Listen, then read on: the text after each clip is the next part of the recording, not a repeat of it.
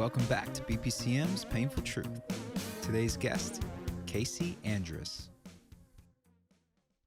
Hi, Kasey. Can you hear me? Yeah, I can hear you. Can you hear me? I can hear you perfect. That's true. Is that your PPCM baby behind you? It is. Yeah, I'm trying to get it off. I don't know why my normal background isn't showing, which is because it normally doesn't do that. I mean, this is what it's about, mommy and baby.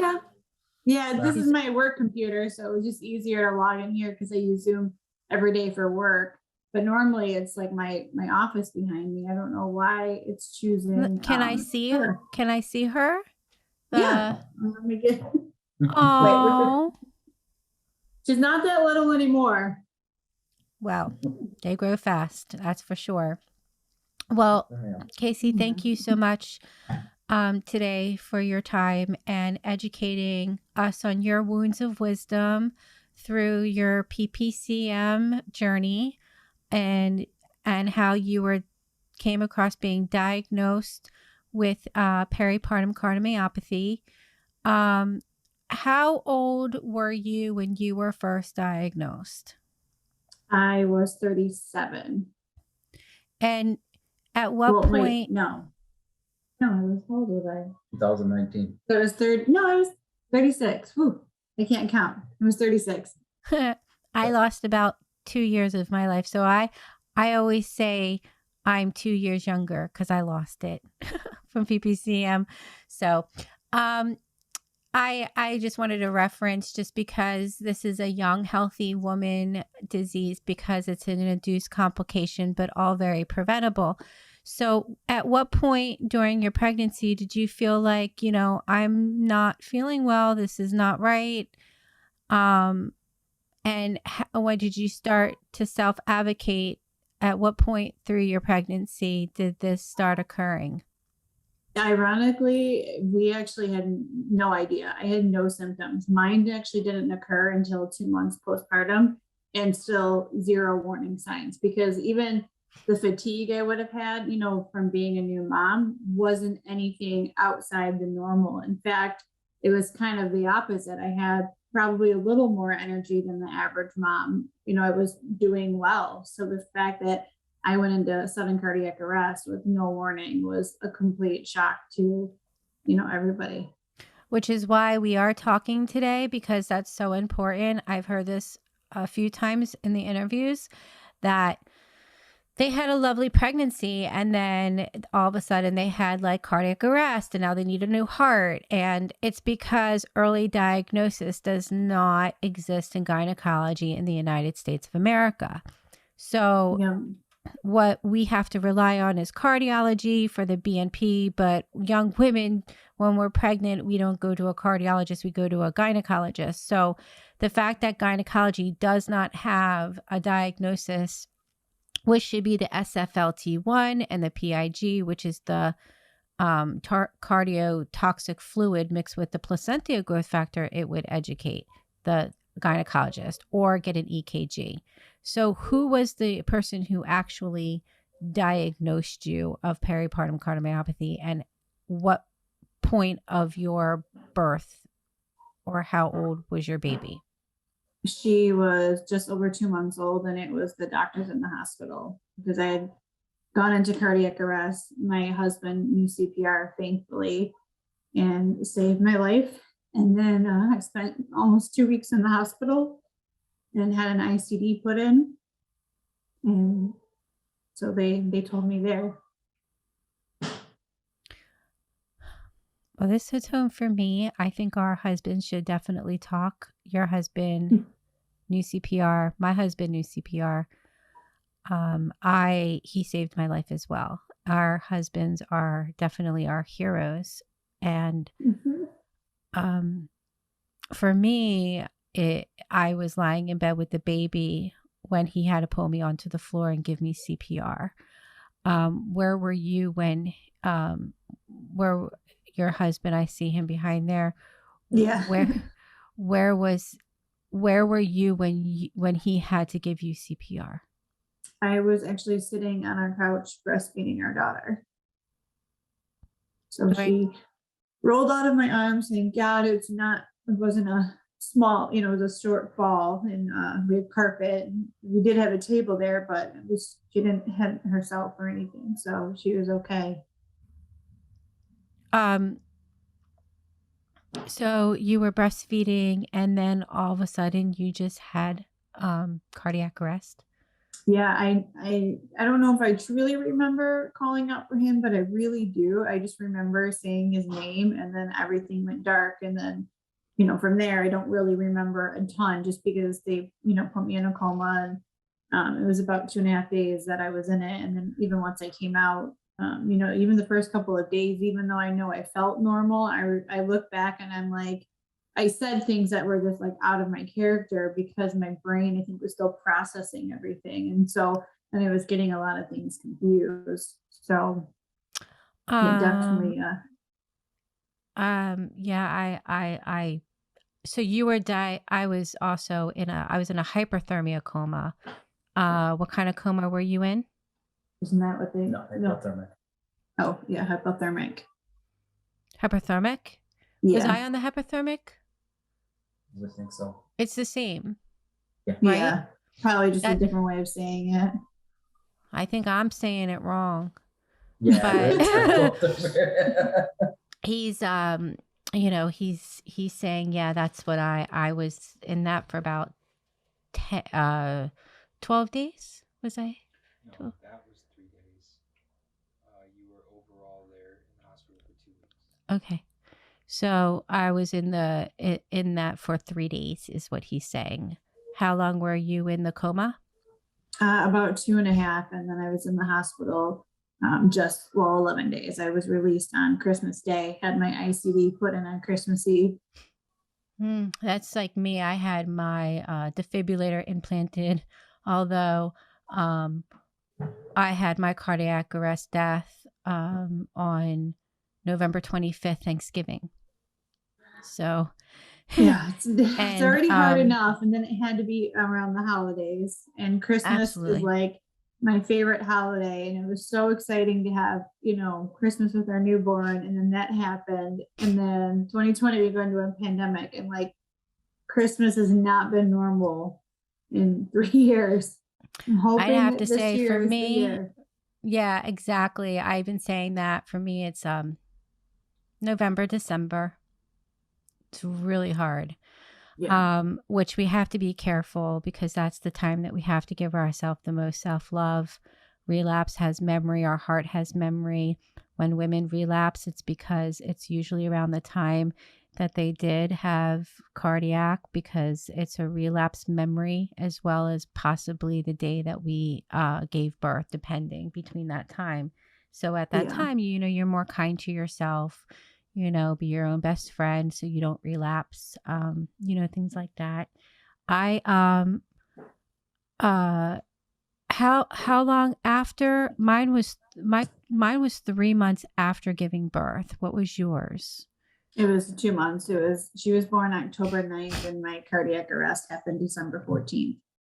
Okay, yeah, my son was born on August 18th, and my cardiac arrest was on November 25th, which was exactly 3 months after giving birth. Have you had prior medical issues before pregnancy? No, I mean, the only thing I ever did, I have had echoes previously, because it was said that I had an enlarged heart, but it was nothing to be concerned about. They said, I think I had a total of like 4 echoes prior to that.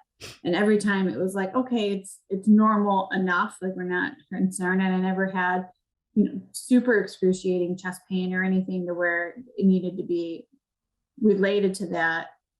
So it was truly like a mystery, especially because fast forward to now, I ended up seeing a cardiologist out of U of M who is very, very familiar with PPCM. And we have run numerous tests, and thankfully they didn't find anything, further that was wrong, but now we still have no answers of why I went into cardiac arrest. Well, everything else is normal other than, pregnancy. Well, what I have discovered is that, with fluid comes infection, and that If you were swollen, which I was gaining a lot of weight. I went from my whole life a dancer, yoga, active career in Hollywood. I have been, a very like healthy health nut, to getting pregnant and then 12 months later over 200 pounds, almost over 40 to 50 pounds of fluid drained from me, because I was over 200 pounds when I gave birth, but they kept giving me a nutritionist when I wasn't like fat weight. I was fluid weight. That's crazy. So what happens is, and some women show zero sign whatsoever, because it's in our bodies, it's in our heart. So what happens is that the fluid, the pregnancy fluid from the placenta, that's why the PIGF, the placental growth factor, must be included in gynecology through those testings and needs to be FDA approved, because it will determine the toxic cardio fluid that is suffocating the heart, because it's not really a heart disease. It's a fluid disease, and the fluid crushes the heart until the heart enlarges and weakens. And if you are not treated with like a magnesium drip, knowing your BNP, getting an EKG, knowing your EF your ejection fraction, seeing your heart X-ray at even second and third trimester to even compare the size if the heart has been getting more weakened or enlarged. These are the types of standard testings that should be raised, because some women don't show signs. And clearly, until they're at a life threat or a baby with cardiac death. And, what's disturbing is that this is so very common, but not one doctor, not one OB, not one woman in the wheelhouse in the medical community has ever admitted that this is actually very common, just rare for diagnosis because they don't have it. Instead, they say that this was uncommon, this was rare. No, it's rare to be Very diagnosed and very common. And they can't say that it's rare because we don't have the diagnosis in the United States of America. They have it in Canada, and they also have free healthcare. They have it in the UK. And they also, have good health. It's like basically it's the women in America only can live through PPCM by a sheer miracle, being saved at her last breath. When it's early detected with early diagnosis, as early as 10 weeks pregnant, with the NT-proBNP test, as well as the EKG, which is most UK and Canada gynecology diagnoses the pregnant woman, and then the gynecologist brings in the cardiologist, because now it becomes a cardiology, but they have the diagnosis during pregnancy. Even if it's at 32 weeks pregnant, they have the diagnosis available in gynecology. We do not at all. And actually last night I was on a Zoom call with the Barbara Streisand's Women Heart Association Program Fund and my doctor, Dr. Carol Watson at UCLA, who removed the defibrillator from my heart.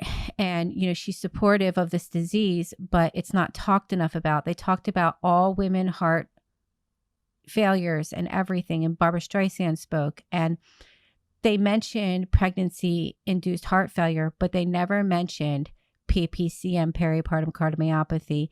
And I just texted my doctor today, and I just said, can we have a specific awareness of women's heart relatable to this subject, specifically to this woman's preventable disease? Because here right before the Zoom interview, I'm sending her, a girl who's 41 weeks pregnant in Bakersfield, was sent home from Memorial Hospital. Now she's at another hospital, and they didn't have really any awareness. And I told her what exactly to do. I said, you need to demand it. She listened. I haven't heard from her. So she says, this baby needs to come out. I've had fainting spells. This is what women go through in America. Yep. And being 41 weeks pregnant, and I was 41, I demanded my baby out, and I had a C-section. Did you have a C-section?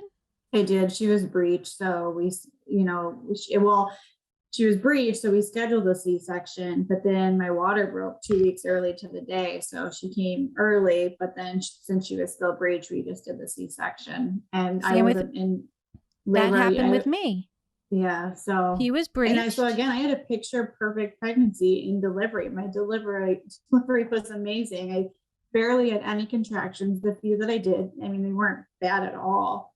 And then by the time I actually got into the OR for delivery, they had kind of subsided because, I don't know, I just did. It was just still crazy that I had no warning signs, no swollen, I wasn't swollen, no fluid, no crazy fatigue, no heart palpitations, like nothing that would have indicated that I was either going to have heart failure or that I was already in heart failure.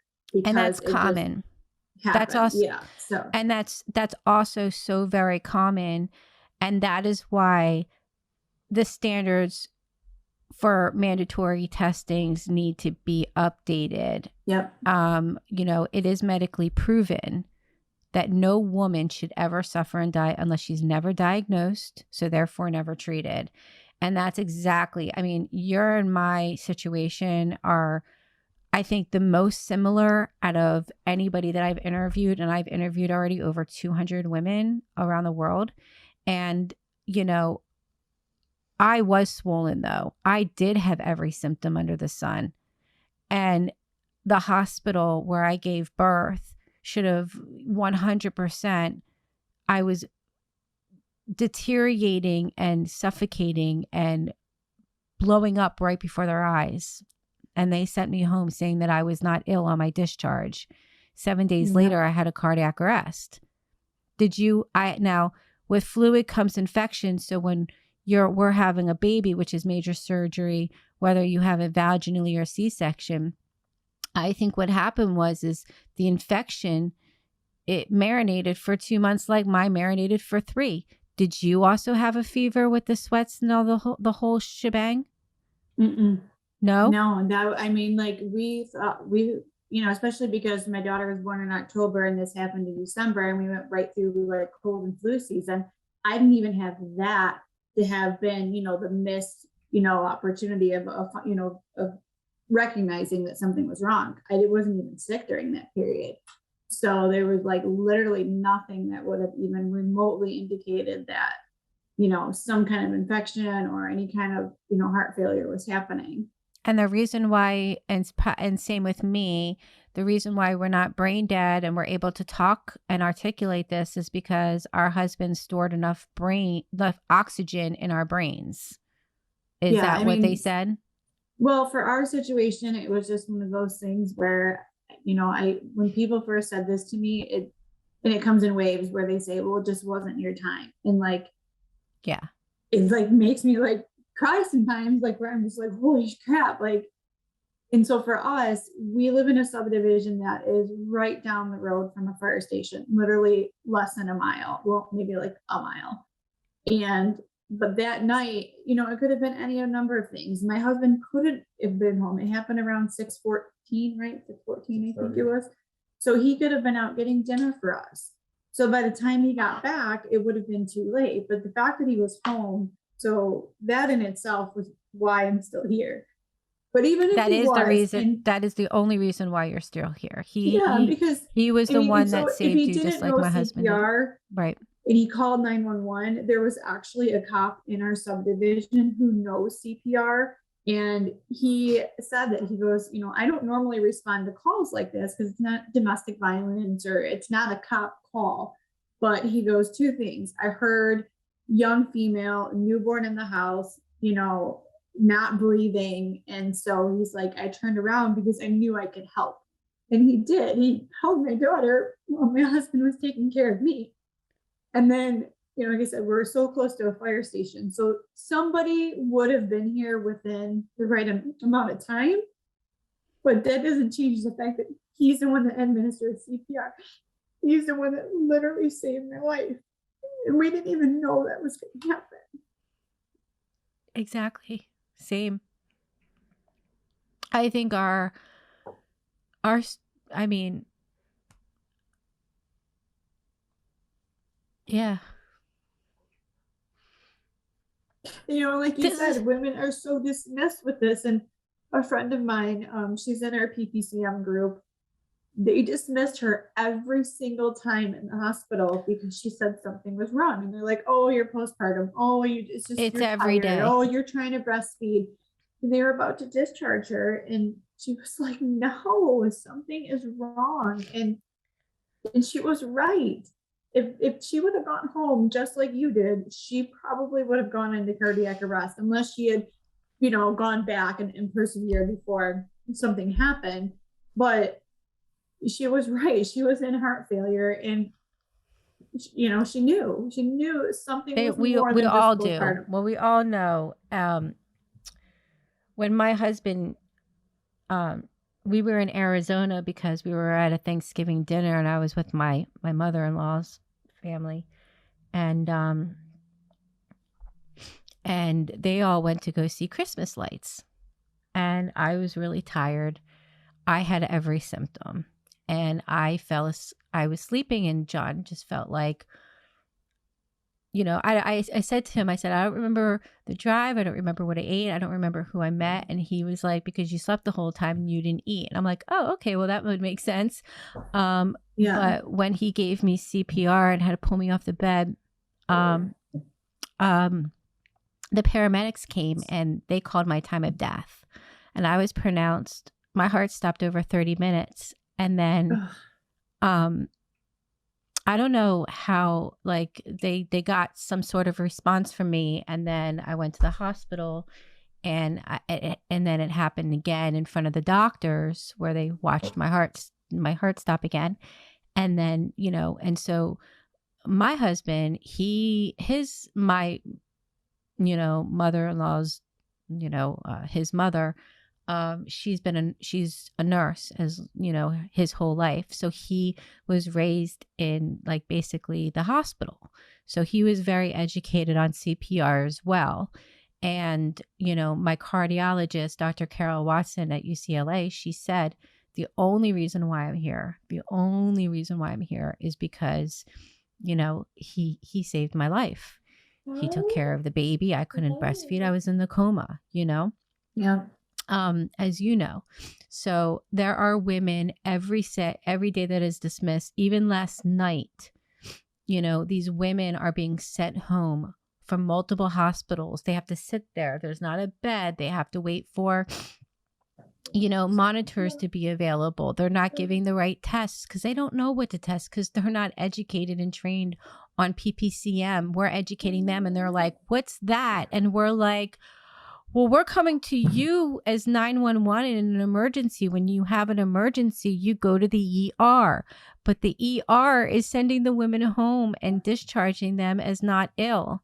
And it's because they're not providing the right tests and they're not using policy with practice as medicine should be applied. And it's really quite sad, which is why I am doing this docuseries, this podcast, and really putting it out there. I have a lot of press that's coming out, and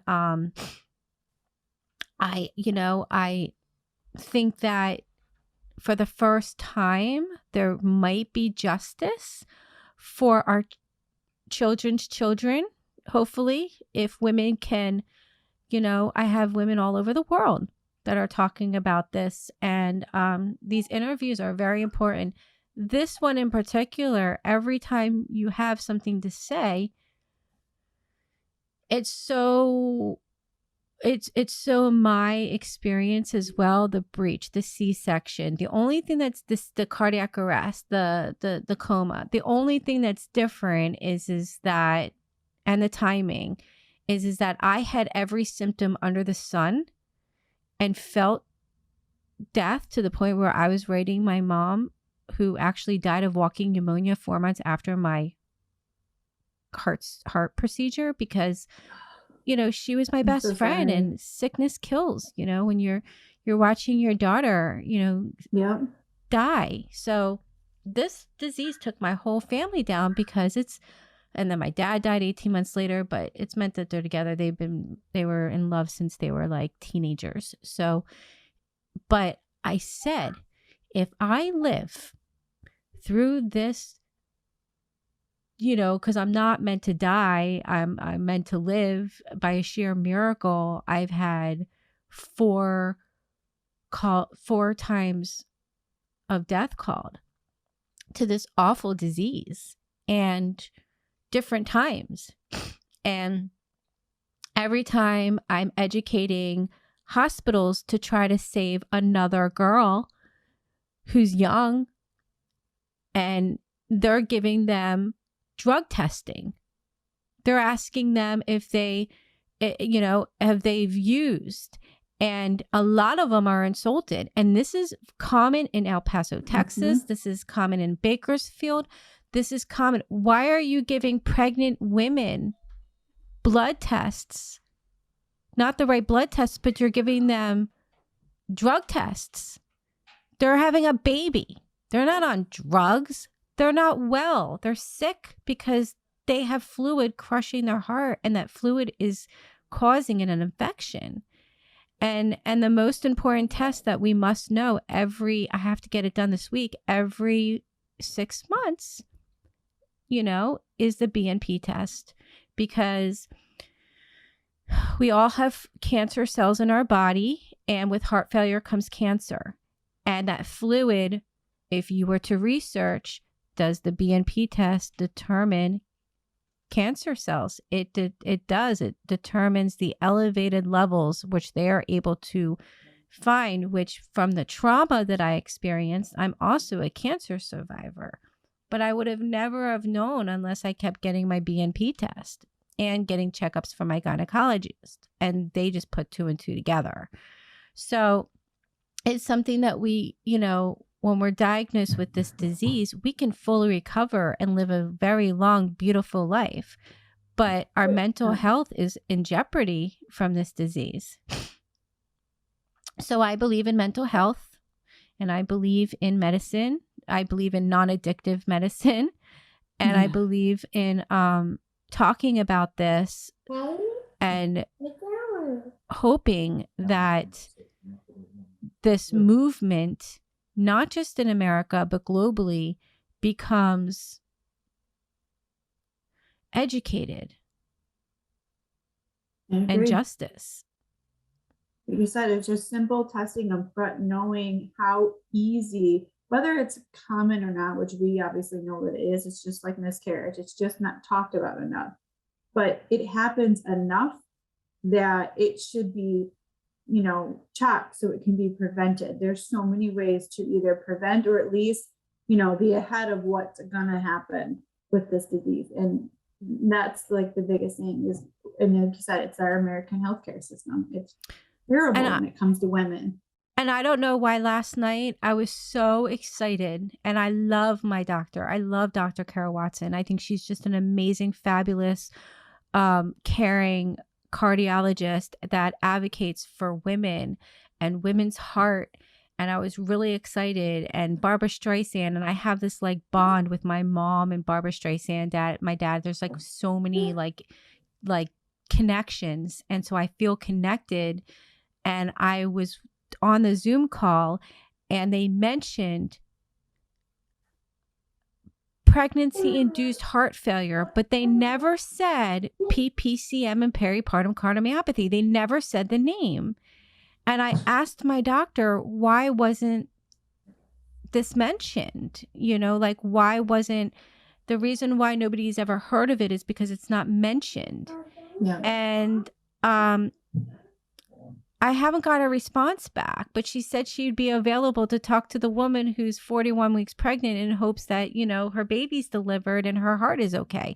So it's like, I'm not getting I'm hoping that we can have a real talk discussion specifically on women's heart You want to sit in my lap? prevention for pregnancy-induced heart failure. And I'm hoping I'm going to actually retext her, and I'm sure she's going to be watching this interview. And because I really feel like we do need to talk about this because it is so common.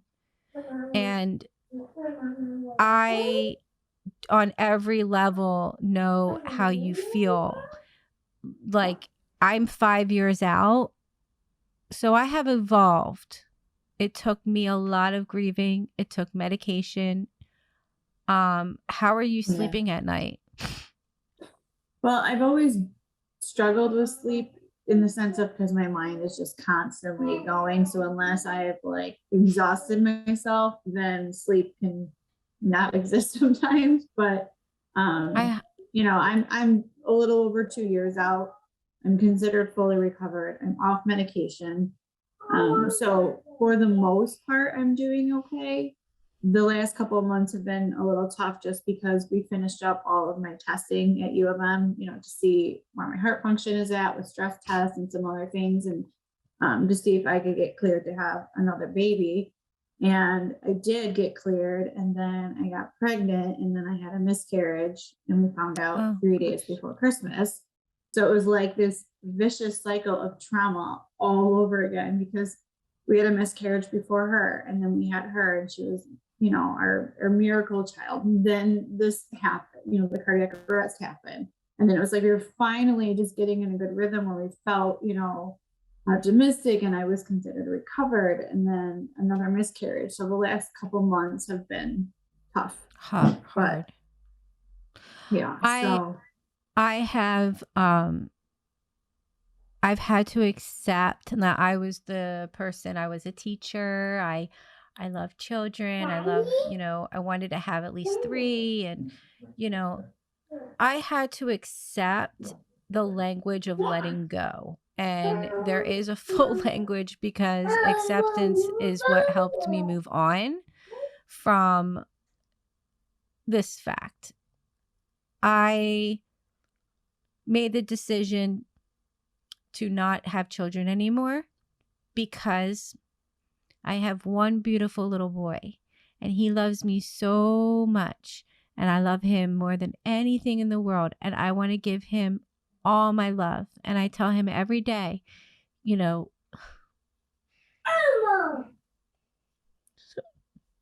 don't ever cry, but I really don't. I get it. I never cry. It's a hard decision. Well, I got a puppy, I got a golden retriever, but it's hard. I know, and we discussed, adoption and even surrogacy, but it was still too soon. Even though we wanted to do it right away, it was still too soon. We were still trying to get through it, and it's a tough decision. It is a tough decision. I mean, struggle. John, my husband. Either way, whether we choose, yeah, I don't like the feeling of I'm a little bit like, I'm a very independent, strong woman. Nobody can tell me I can't. And if you tell me I can't, then I want to even more. And so, but I've accepted because, my little guy is just, he needs me. And I personally and I commend other women that do it and want to do it, but like, I don't want another moment being taken away from giving him all of me. And if I was to have another child, and maybe this is me justifying it, maybe this is me justifying that I'm not going to have another kid, that, he deserves to have all of me. I mean, shit, I died giving birth to him, so right. He's lucky to even have me, and your daughter's lucky to even have you. And, it's a miracle, they're miracle babies, but we're very much of a miracle to even be sitting here talking to each other, saying that we both survived cardiac death, coma and, live through this around the same time, a few months when our babies are still, either being breastfed or bottle fed, trying to figure out this PPCM disconnect and how that this was so missed. And then to hear award-winning cardiologists and the best of the best saying this is 100% preventable. There is no reason why you should have experienced this. That's when I say that's not fair. If it's preventable and women are still dying like it's the 14 to 1800s and, and suffering and only being treated when there's a life threat, unacceptable. Throw away the freaking handbook, the old handbook of women giving birth, and get with the times and update the standard. And really, honestly, I don't know what's going on, but, I'll be honest, there's been, little things are adding up. Okay. Here's an example, a logo for PPCM Fund.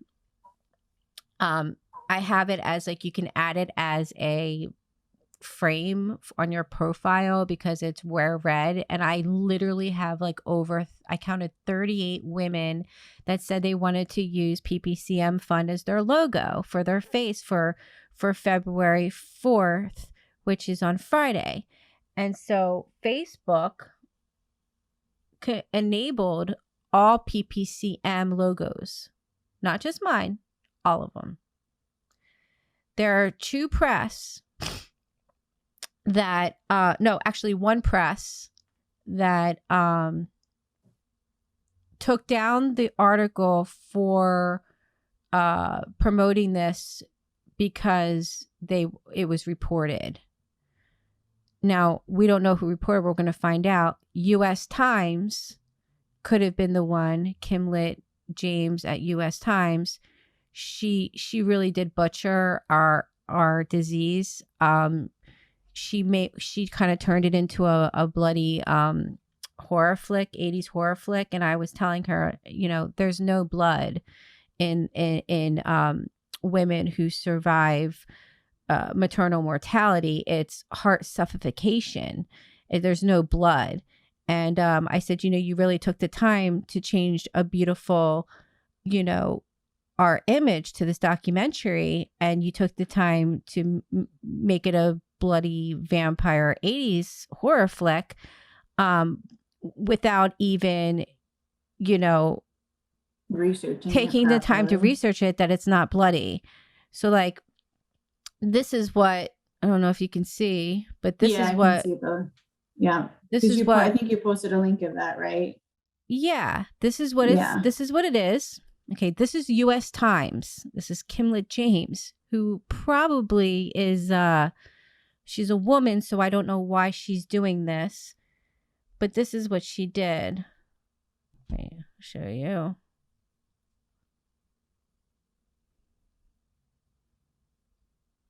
Wait. Oh, yeah, I see that now. It's awful. It's like the Rocky Horror Picture Show. Yes. Oh, I couldn't think of that. Oh my gosh, it is. It's like the font. Yeah. And I told her, she said, well, she lied. She said that we had 2 million views, which my publicist says, no, it was only 200, not 2 million. But she said that I should be grateful because we had 2 million views. And I said, it's not about the views. And it's not about the money at all. I was like, it's proper awareness. It's about respect for all women globally, but most definitely the United States of America, because we're the ones that are not provided the diagnosis test in gynecology. We are not provided anything in the ER. Triage has no education or training on this prevention and disease. Women are suffering and dying like it's the 1400s when it's clearly medically proven it's preventable. So, and you're making it a bloody, and it's not about the money. I was like, what could I pay you to put the original image back and not make it an 80s, Rocky Horror Picture Show, like you were saying? And she said, my fears are not valid. and that she's keeping it.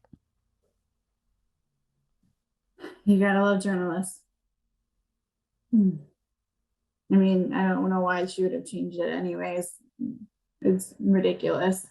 It's disgusting. It's appalling, and it's what women are dealing with and why we're not taken seriously. I said this is not a joke. And, you know, we're basing our statistics on a global statistic standpoint of maternal mortality because we don't have the diagnosis in America. So you can't even make an assumption of how many women in America die when we don't have a diagnosis. But if we were to compare it, the statistics is every 3 minutes globally, a young woman suffers or dies from peripartum cardiomyopathy, from PPCM, when it's all preventable. And we don't even have a statistics. They say, oh, approximately 2,000 cases a year. Based on what? We don't have a diagnosis in gynecology. We don't. So you can't say that it's not common when you don't have a diagnosis. And you can't say that, you know, that the standard of care for women and the wellness during pregnancy is updated even in the last 20 something years, because we have a Facebook group called Life After 40 with PPCM. These survivors have been survived for over 27 to 30 to 40 years. Yeah. And they're in that saying, group. yeah. And they're saying the same thing that they said 30, 40 years ago. The women are still saying the same thing that those women 30, 40 years ago. So that means there has been zero change, zero movement in decades when this is clearly have been even just the proven. Prenatal care hasn't changed. I mean, labor and delivery. Yeah, I remember no awareness. My mother-in-law said to me, I can't believe you're getting an ultrasound already. We didn't even get, we got one if we were lucky. And I'm like, but that's because you didn't have the advancements that you do today. So why would you not utilize that technology? And then why would you not utilize those advancements? Because it's careless. Yeah. So I'm like, we have all the tools and we know that heart failure can happen amongst women. So is it really that much more money to offer either, like you said, the BNP testing or echoes? Do one at the beginning of the 3rd trimester and do one post-delivery and compare. Just do something. Anything. Because if you see a decline, then you can start to look for things. And even in cases like somebody like me who didn't really have symptoms, so, okay, I probably would have been one of the rare cases where it wasn't so much preventable, but there's a lot that are preventable just by doing a couple simple things added into normal routine, care for women. Yeah, they give women that it's like a medication called Cori. They give them other beta blockers. You can give them a magnesium drip to lower the BNP. There are many different, depending on being at that woman's level of how much protein she has, what's her, her potassium number is. I mean, there's a lot of things that come into play with blood tests, and a blood test is the only thing that can determine it, and it's not available. And, we're banking our children on a sheer miracle, because I'll tell you, if nothing's changed in 27, 30 years, like these women that have been survivors and recovered. And then we have women that are currently in 2022 waking up with diagnosis still with zero change in this subject and this disease. Something is not connecting. And so that's why, again, today you and I are talking about the painful truth of, in the United States, I mean, it is global, but the United States women are more challenged. All right, do you have good insurance? I do, thankfully. Yeah. Same. Did you get to see what the bill was with the cardiac arrest? Did you see the bill? Yeah. And so at the time I was on my husband's insurance for work, which is great insurance. And it was crazy. And then I just went back to work a couple months ago. And so now I'm on my own insurance, and all of my testing was billed on my new insurance. and it was over $25,000 for 3 different stress echoes. And thankfully, because I have great insurance, I mean, I only have like $1,600 out of pocket, but that's Do you know right what there. Cedars? $25,000 worth of testing for maybe 2.5 hours. Do you know what Cedars-Sinai in Beverly Hills charged me I can't just even for my imagine. labor in Beverly? Probably $1 million. It was over I stopped at $288,000. But I'm Oh, a wow, Teamster. But that's not including the cardiac arrest in Arizona, which was like another over 100,000. And then my copay was like 50 something thousand, but they completely wiped it because I've been working on top TV shows for over 18 years. And I'm a Teamster as a location manager, a local 399, and my insurance is the Motion Picture Pension and Health Plan. And the head even called me and said, Lindsay, in over 18 years, you've never been to the doctors, and all of a sudden you're pregnant. And I'm seeing, your insurance clocked you just during pregnancies over the amount of normal appointments. A normal appointment for a pregnancy woman is 9 times in 9 months. I went way past even 15 times because I had his brain checked, I had his heart checked. I just didn't check me. And so when, they kind of dropped the ball in every way, shape, and form. And then to the point where, I went back to them and told them, I had my times of death called, and I lived through a preventable maternal mortality called PPCM, peripartum cardiomyopathy. And they basically said, well, that's your fault. In my computer, it says you were perfectly healthy, and I've had the best education. So what you're saying is wrong, basically. And I'm like, you're saying that my cardiac death was wrong and that I had a healthy pregnancy when I coded from a pregnancy-induced heart failure? Okay. Right? Tell me that the sky is green and the grass is blue one more time, and let's see if I can pick up what you're putting down, And so, to the point where I realized in November 21st, 2021, when Leah recently this past November died, a famous actor, his name is Robert, his daughter died at Cedars-Sinai. They didn't learn from me. They were unwilling to be educated. And I don't know when education became so fearful instead of informative. Where did that defensive of it? Yeah. Yeah. Like when I said to the doctors, and I'm defending, myself and women, and I'm like, when has education, life-saving information become fearful and not wanting to be informed, and the unwillingness to listen to a woman and say, no, I am sitting right here. Stop looking at your computer. Stop telling me what I was, and listen to what happened and how we can move forward so this doesn't happen to another woman. And I was basically shoved out of the office, never followed up.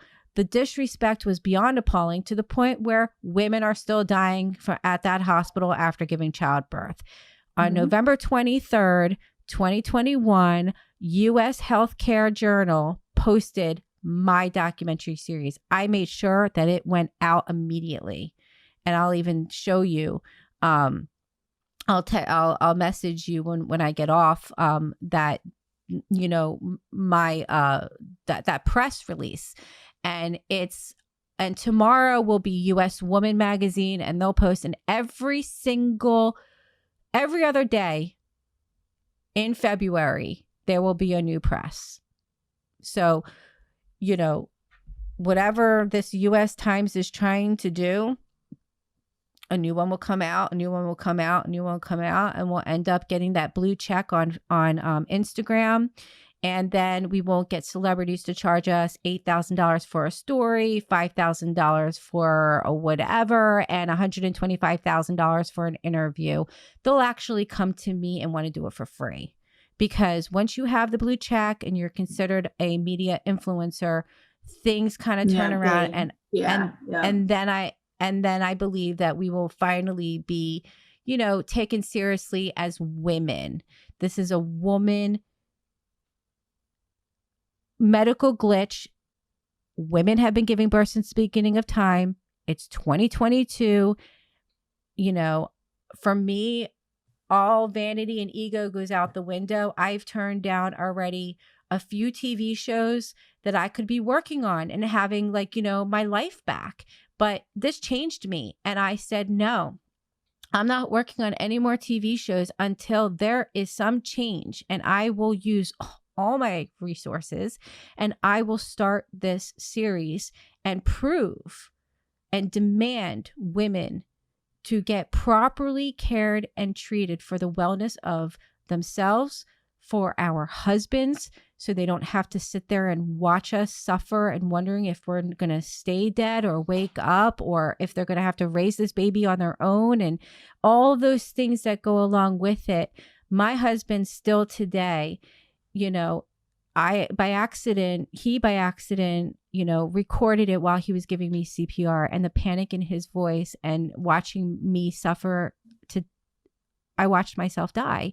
I showed my cardiologist, Dr. Kara Watson, my video, my death video, to say, this is the real truth. I'm a very healthy girl, very healthy. And I had my times of death called because I was never diagnosed and never treated. No. No. It wasn't my time. It's not your time, but your life has a purpose and it deserves justice. And for your with children. Connections, have you tried to, do you know anybody who works on like Chicago Med or, even Chicago Fire or even Chicago PD, where it would incorporate, the whole storyline of a PPCM survivor? Because that would create a huge awareness. I haven't done anything towards that. Maybe text it to me and I can have my publicist look into that. But we have been, really trying. Like Parent Magazine was not interested in doing anything related with this because it's not joyful.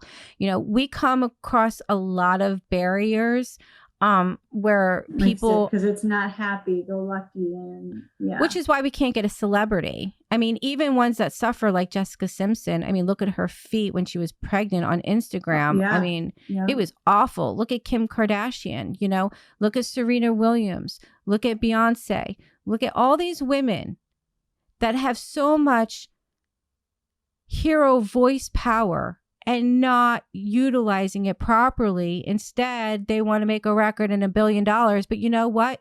Why don't you save lives? Because lives are priceless. And awareness saves. And early diagnosis is something that is not provided to us as mandatory. And I even said to a few celebrities, use your voice, like you could save lives. And they basically flat out said it would ruin my image. No, it wouldn't. That's how it much really wouldn't. That's how much the ego is. So I said, you know what? Okay, I'm doing this.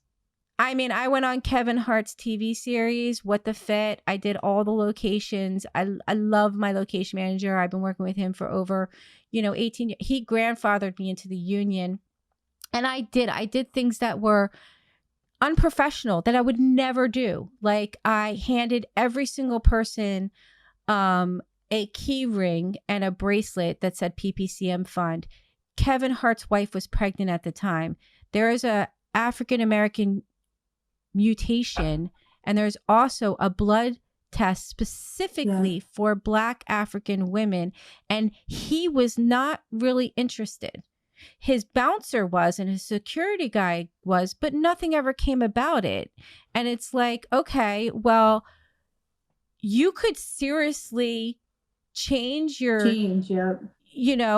like be the king, family rewrite history of like saving all women and your children's children. And it's only a matter of time. it's very common. I mean, this Yeah. disease does not discriminate any girl who's young, healthy, Yeah. you know, Healthy.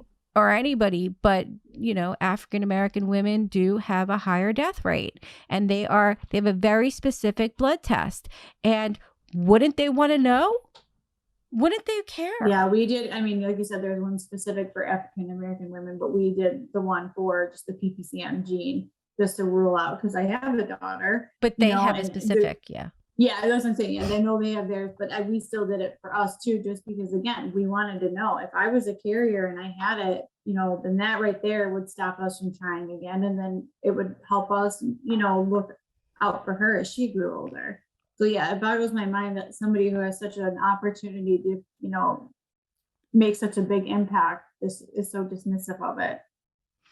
And that's where I feel like, you know, I have been alone in this, because I work top TV shows. I've been doing this for a very long time, you know, and I kind of miss what I do. I love what I do, you know. I mean, I have so many great relationships, producers and managers that I've been working with over and over and over and over again on all these different TV shows that we kind of shuffle, and you build relationships, and they feel bad. They see my struggle. They know that I'm like literally trying to scream from the rooftops. And even my manager the other day, he's like, I'm thinking of you, you know. They tried bringing me on another TV show, and I said, I'm not ready. I'm not ready. I need to do this. And I can't do it myself, because this disease is not about me. It's not about you. It's about all women who have absolutely no awareness. They don't know to ask for the BNP test, and doctors don't give it mandatory.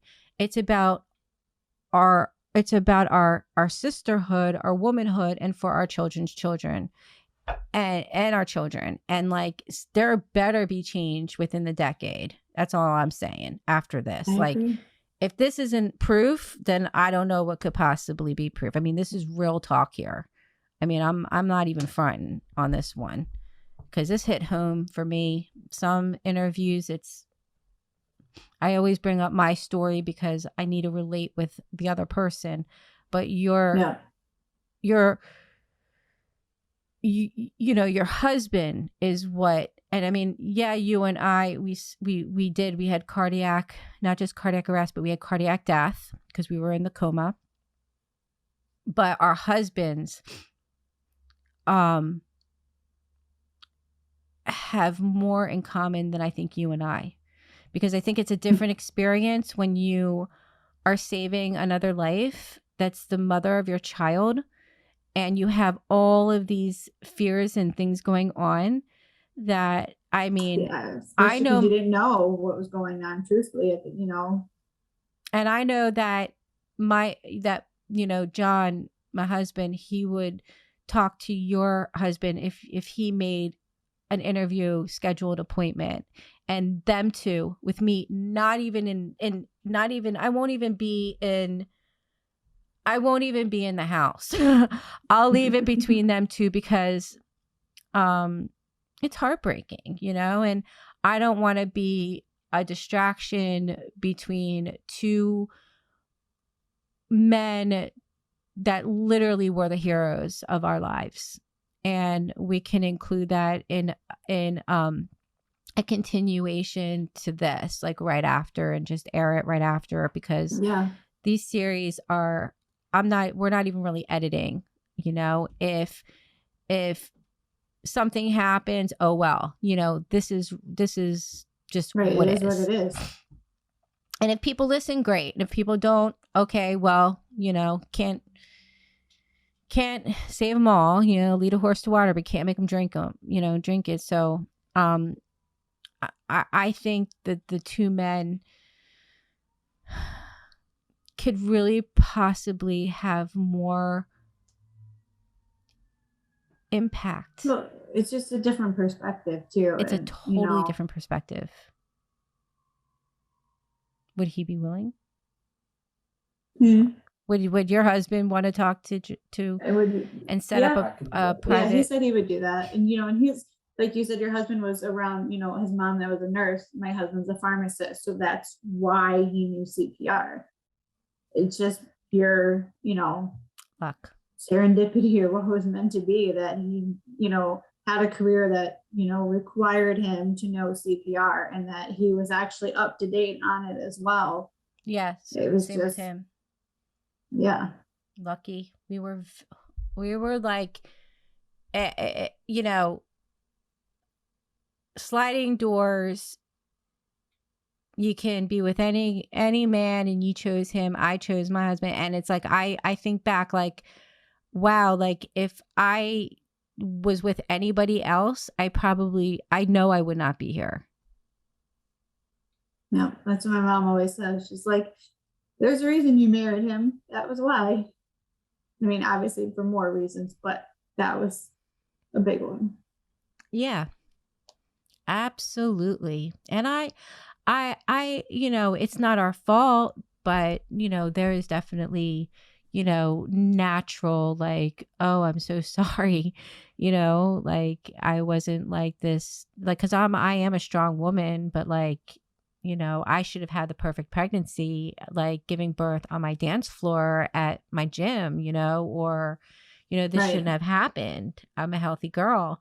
So I kind of feel like, like I'm bad, guilty, but it's not my fault. But at the same time, it sucks.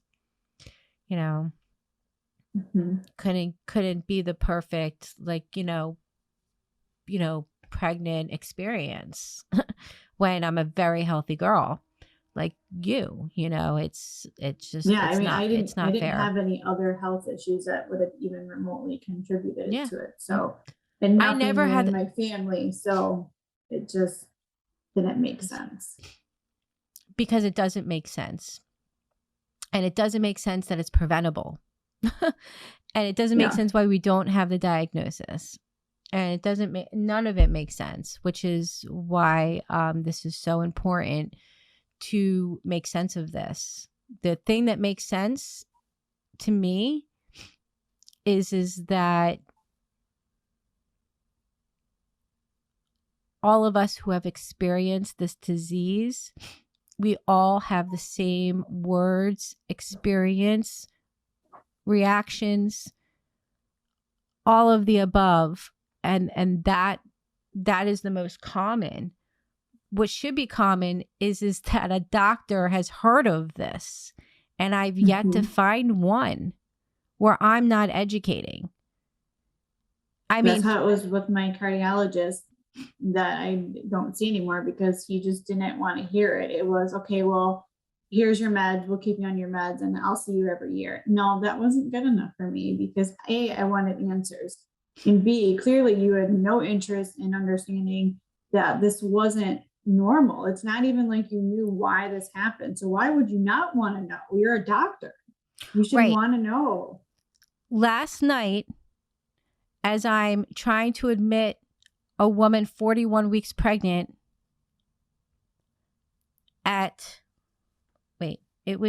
first it was labor and delivery at, I'll tell you right now. First it was at Memorial Hospital in Bakersfield. They sent her home. She had 2 fainting episodes, and then she ended up at 3:45 at, where is it? She called it KMC, which stands for Kern Medical Center in Bakersfield, California. So Memorial Hospital was the one that gave her a drug test. Same thing with the girl in El Paso, Texas. Same thing. Drug test. Sent them home. She went back to Kern Medical Center. Last night, she was had to sit by the, wait for a bed, wait for monitors, and they said that they were going to induce her. But when I talked to the labor and delivery floor, and she told me she was the head and the head of the floor of labor and delivery. And she was pretty like, how do you say, like, oh yes, I'm the head, Like, okay. So the test to give her for PPCM. What's PPCM? Peripartum cardiomyopathy. What's that? I've never heard of that. Like, but smug. And I'm like, wait, am I on the floor where women give birth? Is this for labor and delivery? Yes. And how do you not know this? And you've been over 37 years, she's been on the floor in labor and delivery and has never heard of this. But it's common. So how can you not? What, you just give birth, deliver the babies and go off on your merry way? You don't follow up on, because that's not the case, obviously. I mean, there was a death there. She was 23 years old. Her name was Demi Dominguez, and her mother, Tracy, we did an interview, and she lost her daughter and her grandson at 23 years old, healthy girl, from that same hospital that sent this other girl home last night. And when I talked to labor and delivery, she still didn't have a clue. I said, how can you not learn from Demi? Right. How could you not learn from her experience? And it's like Cedars-Sinai. If you don't know, go to your medical director. They'll help you figure it out. It's the same thing with Cedars-Sinai. That girl should have never died after childbirth, ever. They're not listening. They're not applying the awareness. They're not applying the knowledge. They're not utilizing the policy, and with medicine, there's practice, there's policy and practice, and they need to be applied. And it's careless to have this information and to not apply it. Once you have it, okay, it's one thing if you don't have the information and you're like learning about it. Okay, great. But once you have the information and you do nothing about it, then that's when I get upset. That's when I'm like, why hasn't this been applied? Why haven't you been educated properly to the point where you deliver babies for a living because they want to deliver babies. I mean, you do stuff because you want to do them. This is your job. This is your, and they're know better, do better. No. So and then when a woman, then do better.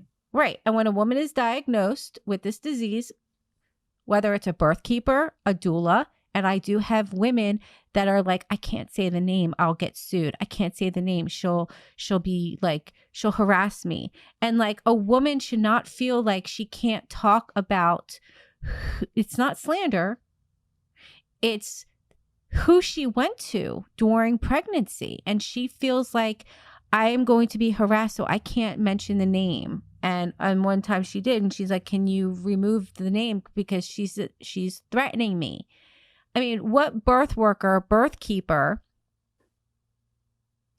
she's not an OB in a practice. But even still, mine was Dr. Allison Canavan at Cedars-Sinai. And,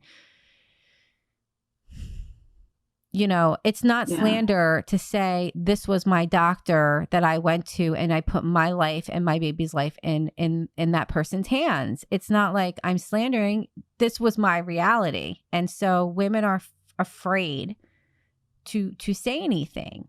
And to be honest, me talking about it, being told I should not talk about it from the high risk management department at Cedars-Sinai. This was 2018, 2017. No. When did I go back? I think it was 2017. And I was scared for about a good 2 years. And then I just said, you know what? No, this disease took, my mom died of walking pneumonia. She was stressed to the max. My dad died after. I went through hell. I'm a healthy girl. No.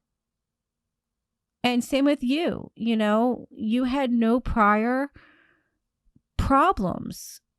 and then not even any symptoms, which even speaks more volumes on why this must be mandatory, at least within the next 3 to 5 years. FDA said that they'll approve the SFLT1, the PIGF, the 2 diagnosis kits and instruments that's available in Canada and outside of the United States of America, that we are hopeful in 2023 FDA will approve it. Maybe we can speed it up a little bit. That would be nice. That would be fantastic. I mean, they're already tipped. They're aware, We can only hope. We can only hope. What would you like to tell a woman that is basically, watching this, whether she's pregnant, not pregnant, ready to have a family, who's just I watching? actually just had a local mom in my mom group reach out that she was diagnosed with PPCM, and so she wanted advice and anybody that had gone through it. And there's actually 2 of us in there, a friend of mine that obviously we both have it. And, I gave her the same advice that I would give anybody is advocate for yourself, because they immediately in the hospital were trying to, blame her because she has thyroid issues. And then, they just were very dismissive of her questions, and, they were rude to her. And so what I have learned through this whole thing is just, one, the healthcare for women is horrible still.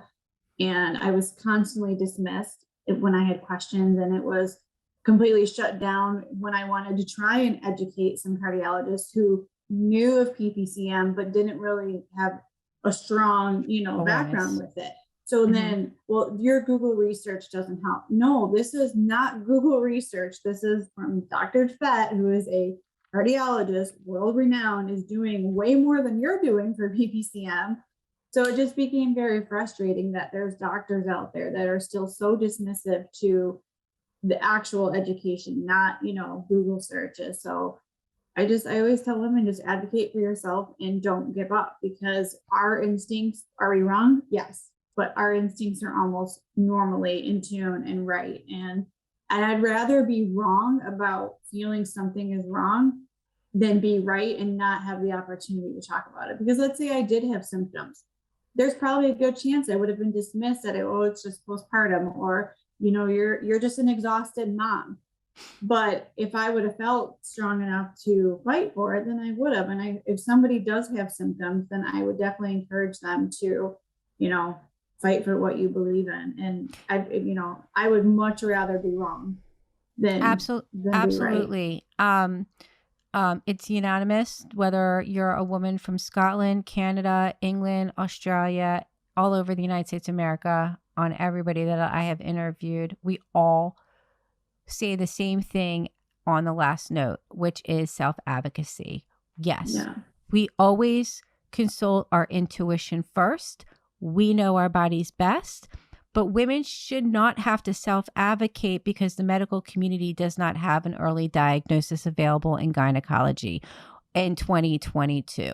And I'm going to do, my husband as well, we're going to do a long video where we're going to do just the clip where every woman says self-advocate, because it's unanimous. And these are powerful words that all women. And the other thing too is to, she had an appointment with just a cardiologist, and I'm like, no, you need to, at this point, you have other health issues.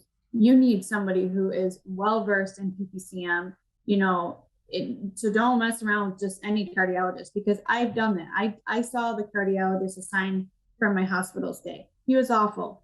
Found another one through a referral.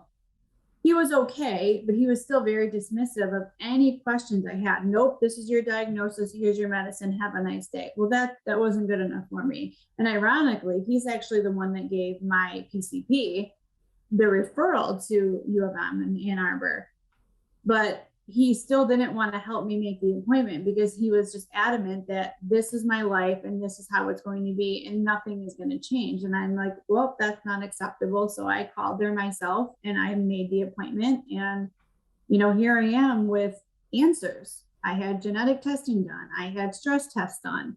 I had further echoes done. I've had echoes done being off medication. I would have never have had any of those answers if, and thankfully my husband was on board too, but I didn't have the support system that I had, and I didn't have the drive to advocate for myself and not accept, well, this is your diagnosis, have a great life.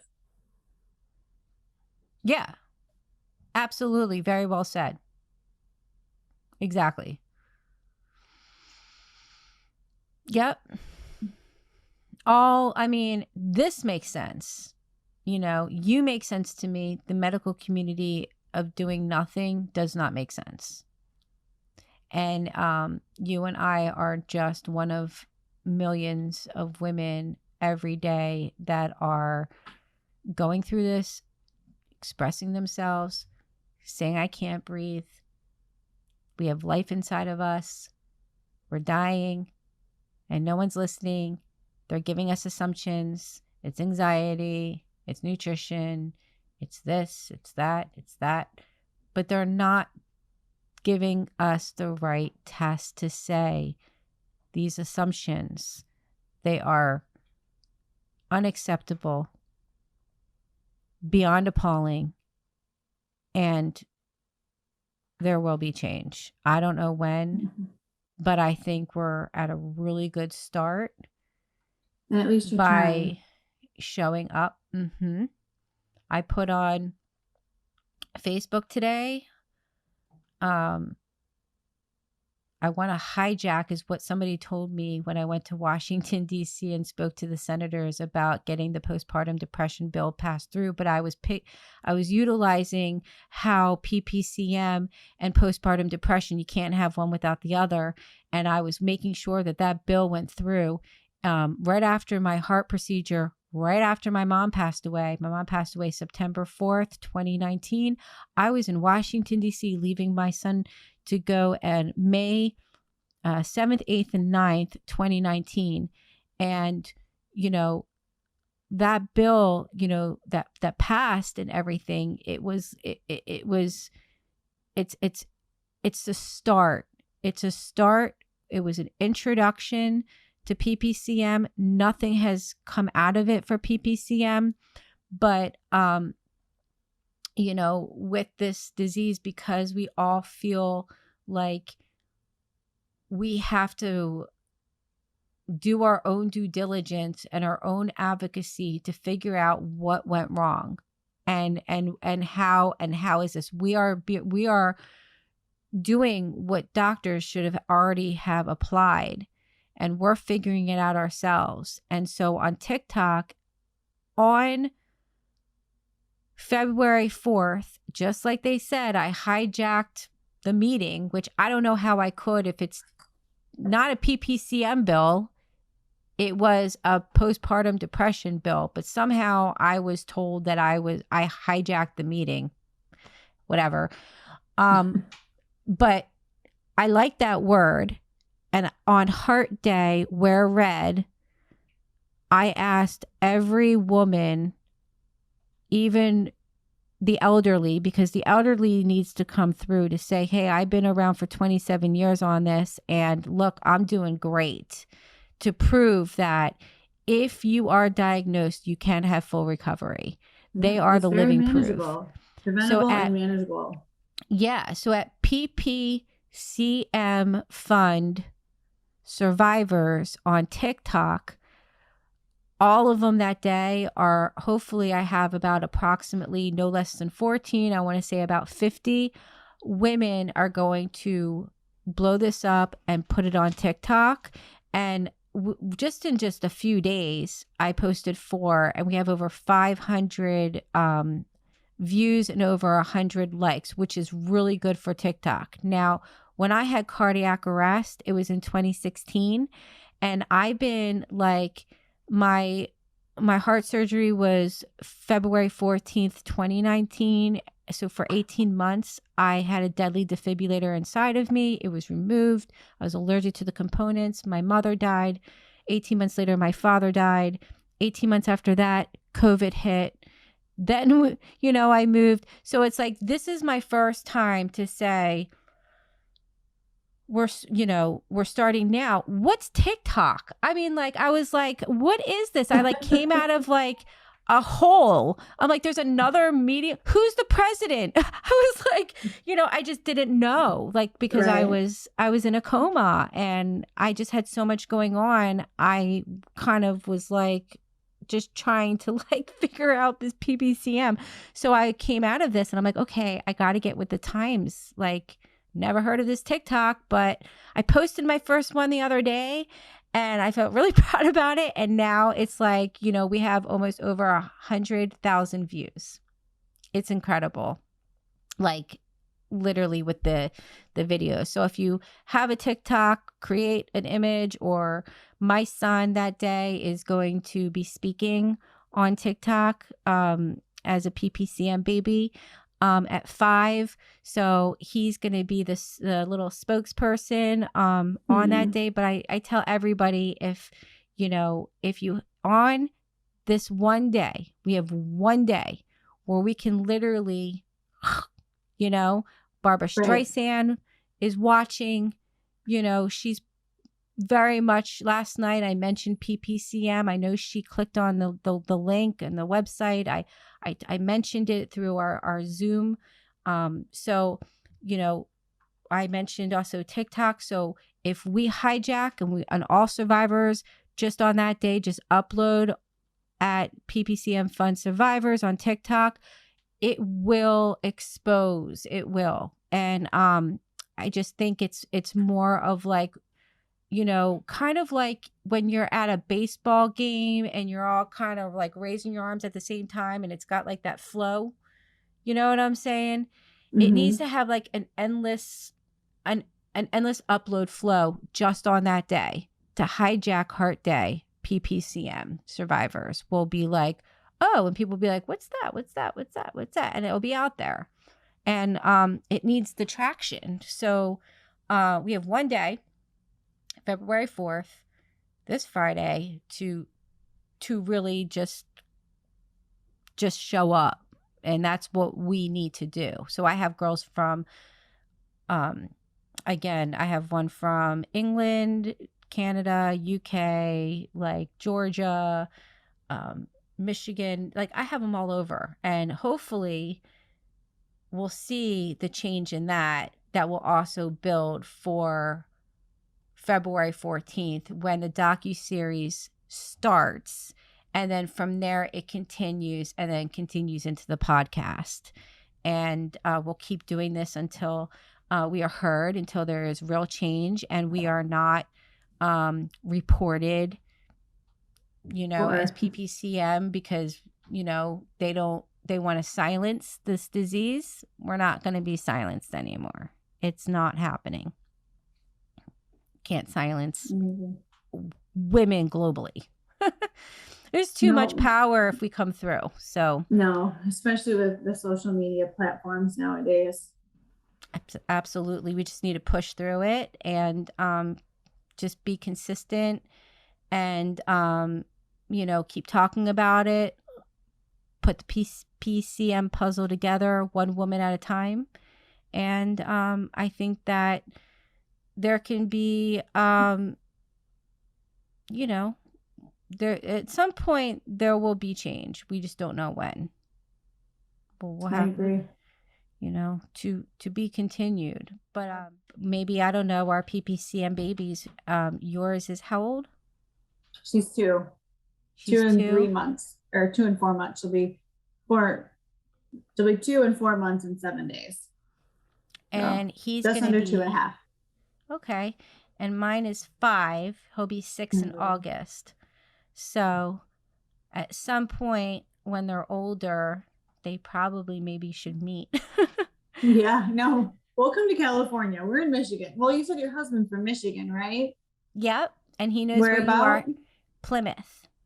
Okay, so that's the West Coast side. We're on the east side, but I'm very familiar with Plymouth. So yeah, you're about. You don't want to be here right now. We're in the middle of a snowstorm, literally. Yeah, no, we're definitely not in snow. Hi, real quick. Hi, sweetie. This is Brooklyn. Can you Hi, say hi to Brooklyn. Lindsay? No. Hi, no, Boo Boo. You want to see my okay. puppy? Here, come here. Oh, Come here. You wanna see you puppy? want to see a Come here. puppy? Oh. Oh. Is that a cute puppy? What's your puppy's name? His name is Apollo, which means the Apollo. god Can you say of hi to Apollo? Okay, bye. sun, music. Art. Say hi. Wanna sit right here?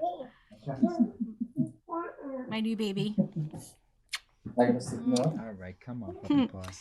So it was very lovely, speaking with you today.